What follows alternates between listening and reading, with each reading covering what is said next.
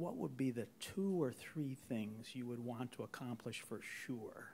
The highest priority things. Right. I think that's an excellent question. In fact, that's one of the things I point to quite often. Presidents take office with a limited amount of political capital, and there's no interest on that capital.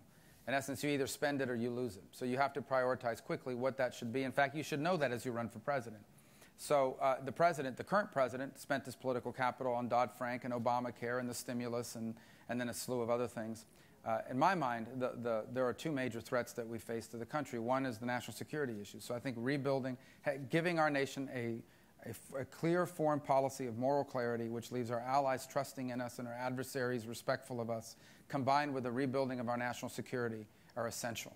And I understand you'll hear later from the Secretary of Defense. He will share with you, I hope, how catastrophic this defense sequester is to the long-term viability and strength of our national security apparatus in this country. It is the most important thing the federal government does.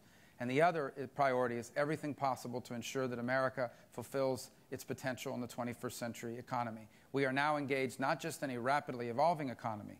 For what we face now is not an economic downturn. It is a massive restructuring of the very essence of the economy, and it is changing faster than ever. And it is an economy that is global and therefore requires us to compete at a global level. And that's why the second priority would be an agenda that allows us to tackle tax reform and at some form that makes us more competitive, a regulatory reform that makes us more competitive, the full utilization of our energy resources in a responsible way, efforts like entitlement reform to balance our budgets, and the repeal of the Obamacare, the health care law, and the replacement of it with a free market alternative.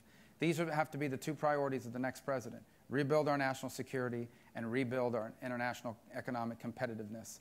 I would add a 3rd one, but I probably out of capital, and that is we must modernize higher education in the United States. It has to be faster and easier and cheaper to access.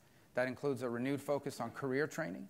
Some of the best jobs of the 21st century require more than traditional high school, but less than 4 years of college. It involves alternatives to things like more competency-based learning, for example, that allows people to get credit for what they've learned on their own through life experience and work experience, and package the rest through a variety of sources. That's why I've proposed alternative accrediting models that will open up the space for that, and alternatives to the traditional student loan, including the student investment plan that allows graduate students and others to go to investment groups to pay for their studies instead of taking out a loan, and more information, like Right to Know Before You Go, that says that before you take out a student loan, schools will be required to tell you how much somebody makes when they graduate from that school with that degree.